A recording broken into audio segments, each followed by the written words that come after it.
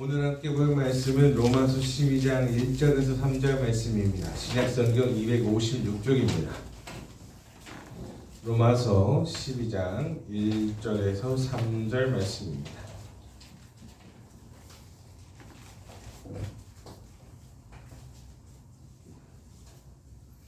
신약성경 256쪽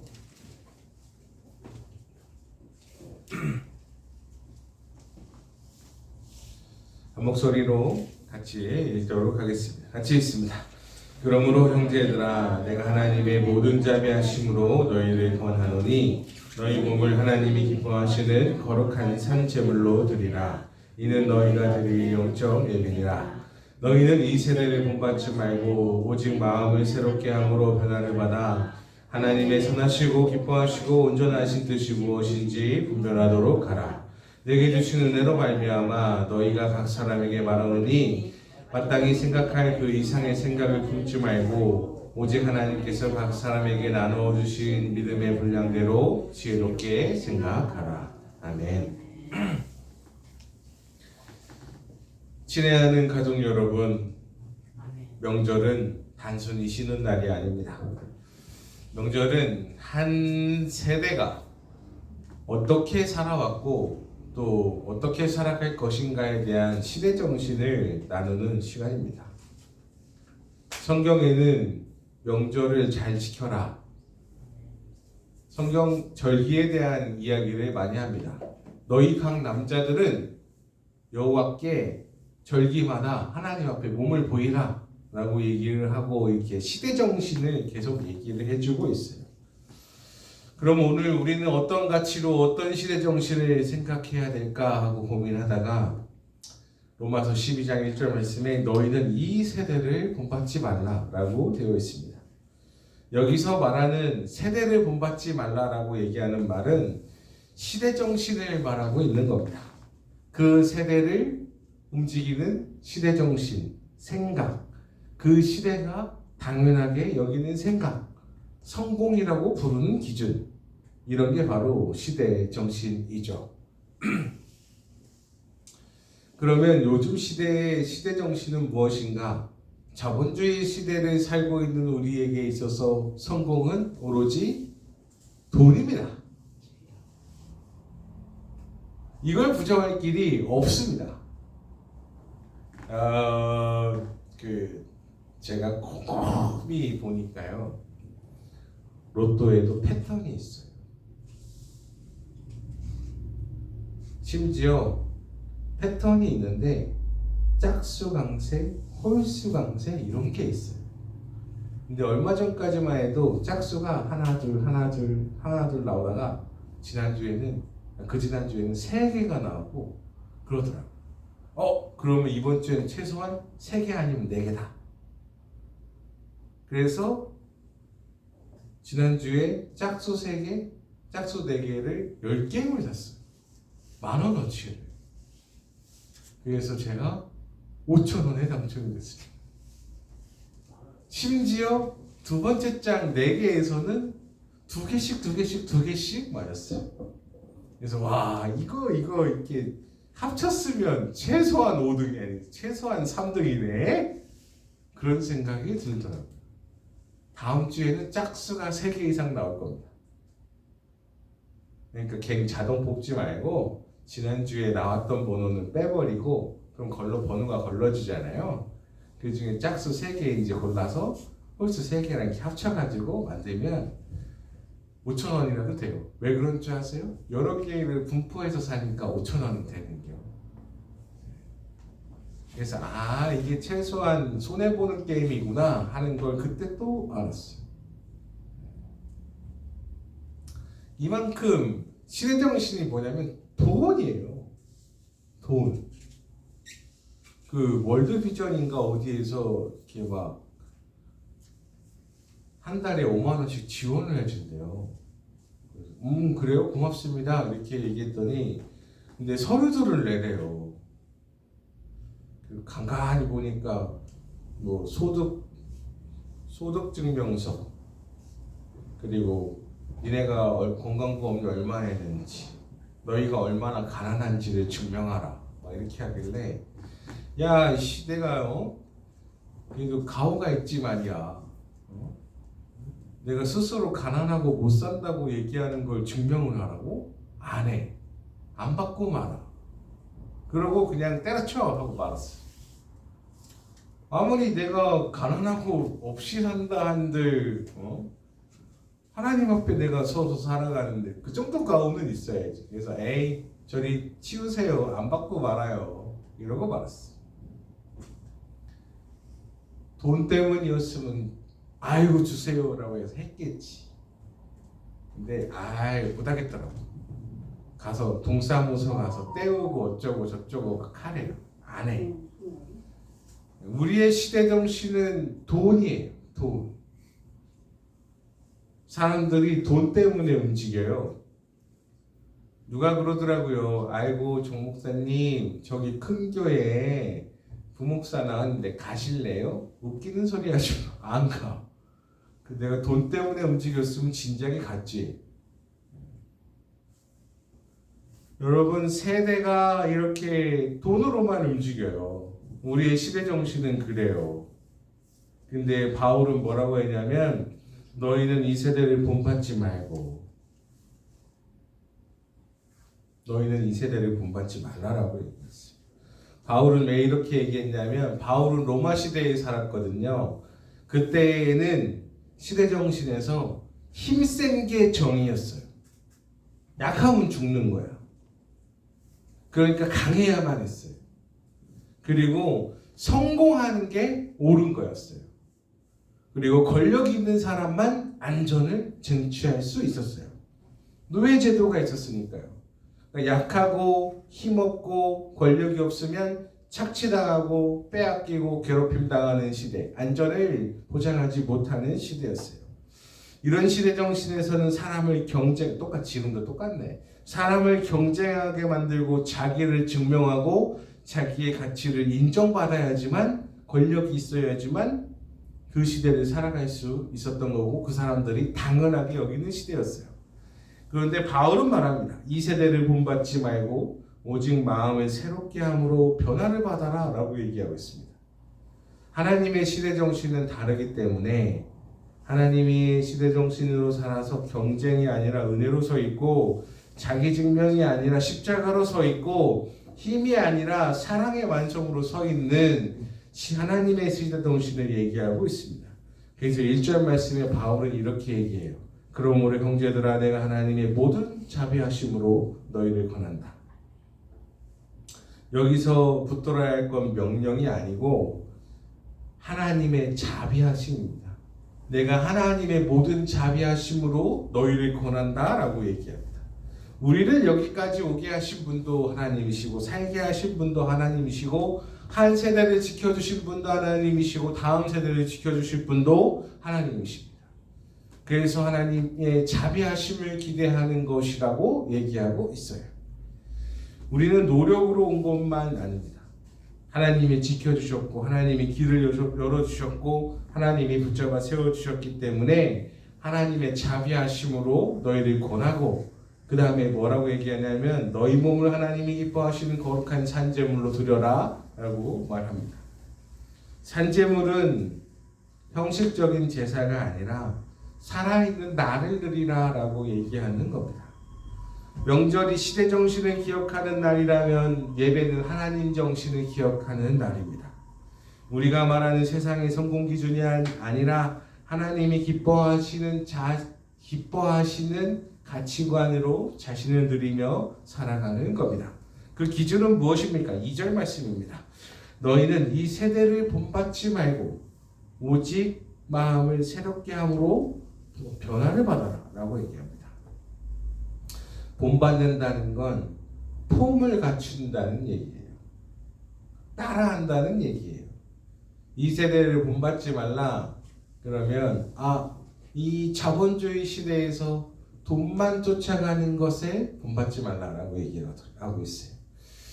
그 성경 얘기만 하면 와닿지 않으니까 그 좋은 생각이라는 책에 보면 사람들이 성공한다라고 표현되는 사람들 중에서 성공한 사람들의 99.7%는 자기의 일을 사랑하는 사람들이래.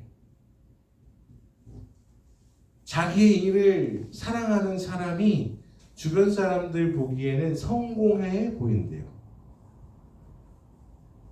배달을 하든 짜장면을 만들든 뭐 회사를 운영하든 무엇을 하든지 간에 자기의 삶의 터전을 사랑하는 사람이 다른 사람들 보기에는 저 사람 성공했네 라고 보인대요.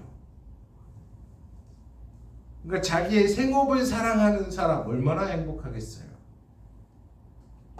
우리 이제 가경 사지부에 보면 늘 망해가는 자리가 있었어요. 늘 망해가는 자리.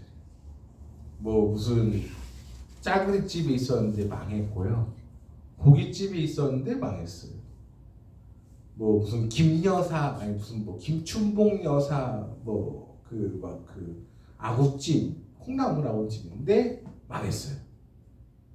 한동안 건물이 들어오지 않다가 어느 날 초심 양꼬치라고 해서 들어오더니 거기가 잘 되더라고요. 그래서 저기가 왜 잘 될까 하고서 어느 날 한번 지켜봤죠. 지켜봤어요. 이제 운동하다가도 걷다가도 가까이 있으니까 지켜봤어요. 저기가 왜 잘 되나 하고서 지켜봤는데 있잖아요. 세상에 새벽 1시쯤인가 거기 주인이 아줌마가 있잖아요. 다 정리하고 그 흰 장갑을 다 끼더니 고기 그거를 한 판을 이렇게 올려놔. 그리고서 거기서 계속 손질하면서 그거를 하고 있더라고요. 그래서 거기 있는 나오는 사람들한테 한번 물어봤어요. 맛있어요? 그러니까 여기는 맛이 쫄깃쫄깃하고 뭔가 신선하대. 나는 그 비밀을 알지. 봤으니까. 어떻게 하나.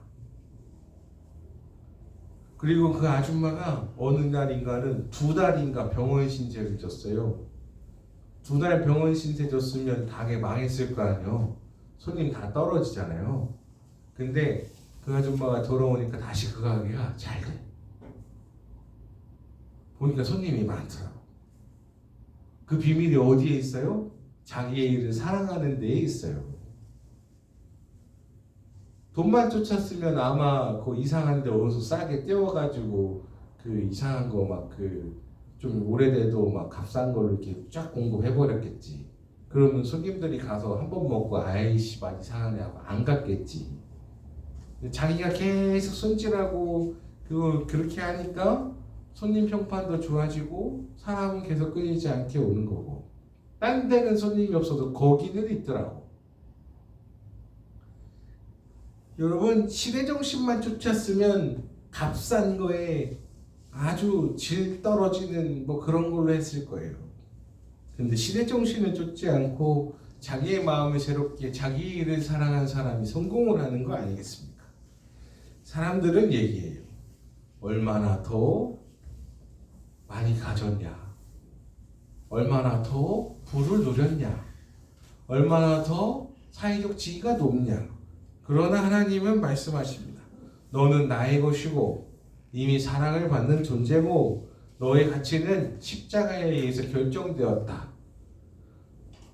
내가 너를 목숨 줄 만큼 사랑한다. 이것이 하나님의 시대정신입니다. 여러분 하나님을 사랑하는 사람이 자기의 일도 똑같이 사랑한다고 하면 얼마나 그 자리에서 빛나는 사람이 되겠습니까? 명절에 가족들, 우리는 그런 사람들이 없는데 명절에 만나서 누가 저 잘됐나 어쨌나 이런 비교적인 거 하지 말고 우리는 하나님이 묻는 물으심에 대답하면서 살아야 합니다. 우리가 하나님을 얼마나 신뢰하며 살았나, 나에게 맡겨주신 삶의 자리에서 내가 얼마나 헌신하며 살았나. 여러분의 삶의 자리는 어디입니까? 거기에서 여러분 얼마나 헌신하고 사랑 쏟으며 사셨습니까? 하나님이 우리의 가정을, 우리의 교회를 어떻게 이끌어 오셨나, 사랑으로 이끌어 가셨나 분별하며 사는 은혜가 있기를 주님의 이름으로 축복합니다. 여러분의 삶의 터전과 삶의 자리와 또 가정을 아주 많이 헌신하며 하나님처럼 사랑하시기를 바랍니다. 그렇기에 우리 학생 여러분들은 머리 저 턱 알았어 안 할게. 표정이 싹 바뀌네 이 새끼가 있네. 또 저렇게 하는 거예요. 3절에서 바울은 말합니다. 뭐라고 얘기하냐면 마땅히 생각할 그 이상의 생각을 품지 말고 오직 하나님께서 각 사람에게 나누어 주신 믿음의 분량대로 지혜롭게 생각하라. 이렇게 되어 있습니다. 이 얘기는 뭐냐면 겸손하라는 도덕적 권면은 아닙니다. 그러니까 우리 한국 사람들이 잘하는 거 있잖아요. 제가 좀 잘 못해요. 근데 막상 시키면 겁나 잘하는 거. 이 도덕적 겸손을 얘기하라는 게 아니고 각 사람에게 맡겨주신 자리와 은혜가 다르다는 얘기인 거예요. 하나님이 모두 다 동일하게 만들어 놓으시지는 않으셨어요. 각자 사람에게 다른 은사를 주셨고 다른 길을 주셨고 다른 시간을 주셨습니다. 사람들은 비교를 해요.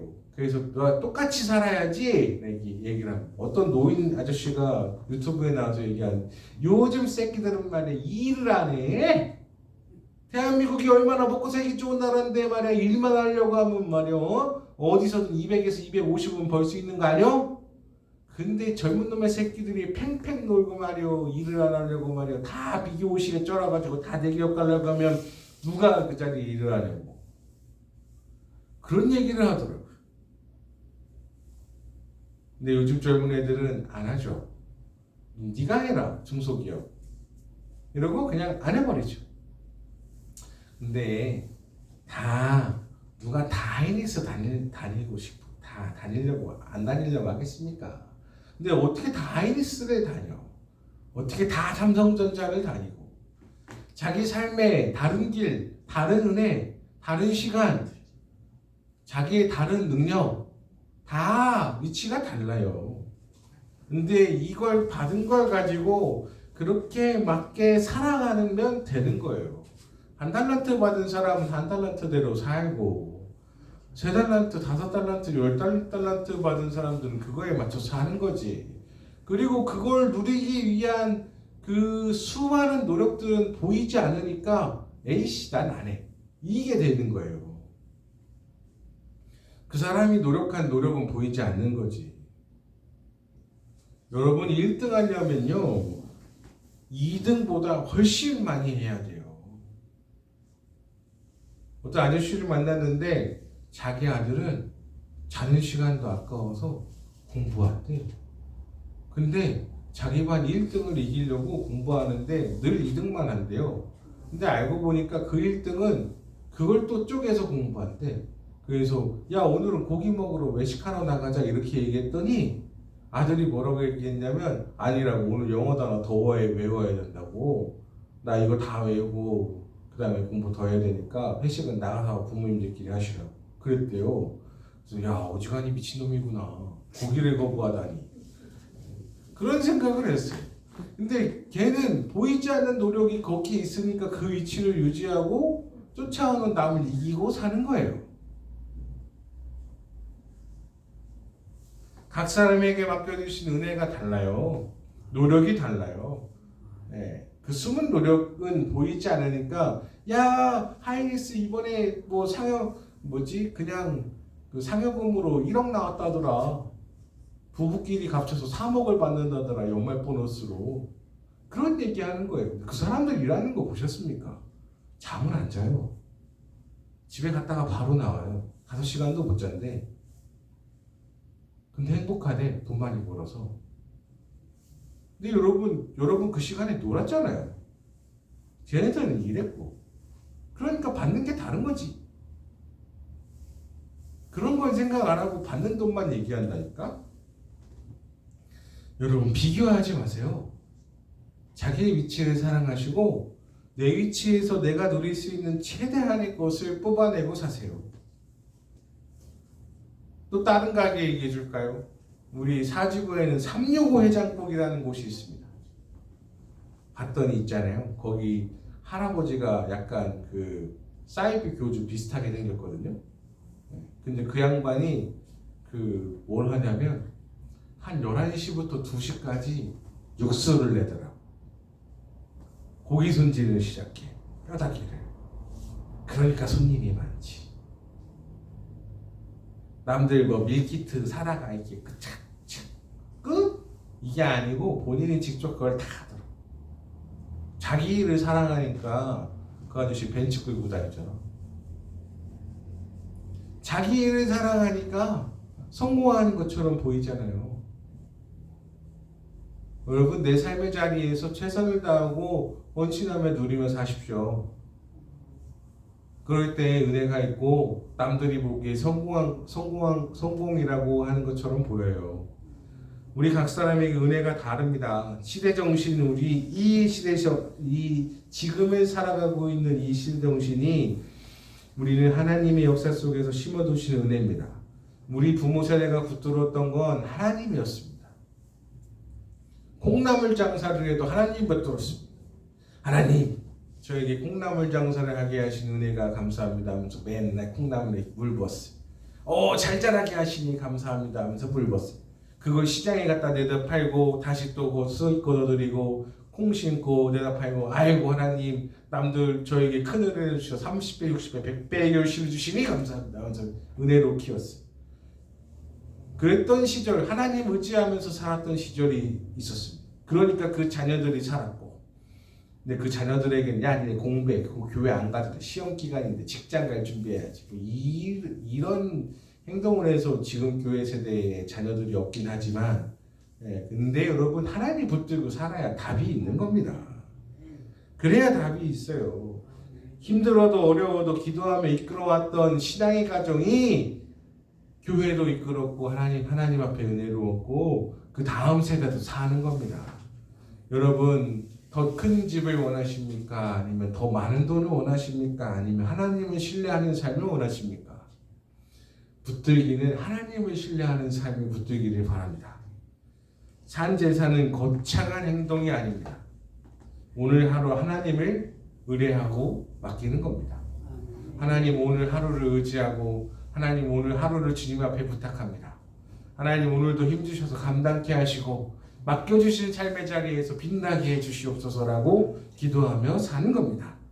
이 시대를 따라가지 말고 여러분, 하나님의 뜻을 쫓아가는 살아가는 은혜가 있기를 바랍니다.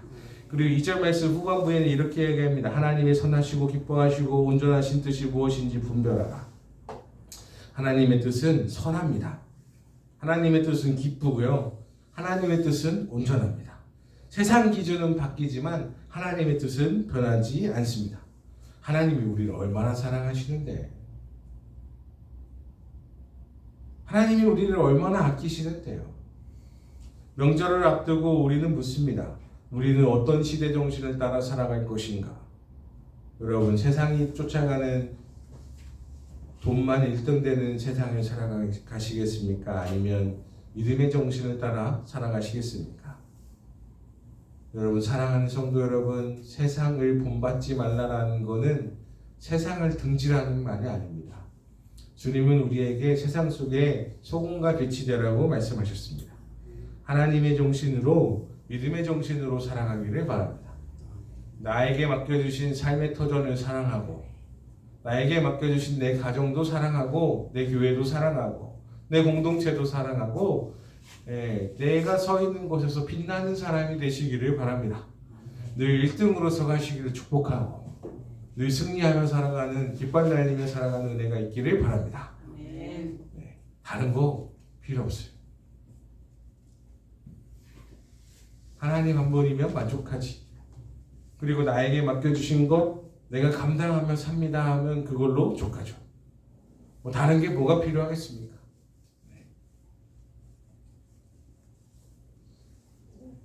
하나님이 우리를 여기까지 오게 하셨고, 또 하나님의 은혜가 우리를 붙드시고, 또 하나님이 뜻이 우리를 앞으로 선하게 인도하실 것입니다. 이 세대를 본받지 말고 하나님의 뜻에 따라 살아가는 산재물 되어서 아름답게 하나님께 바쳐드리는 하나님의 사람들 되시기를 주님의 이름으로 축복합니다. 아멘. 기도하겠습니다. 하나님 아버지, 감사합니다. 우리 하나님의 자비가 우리를 살게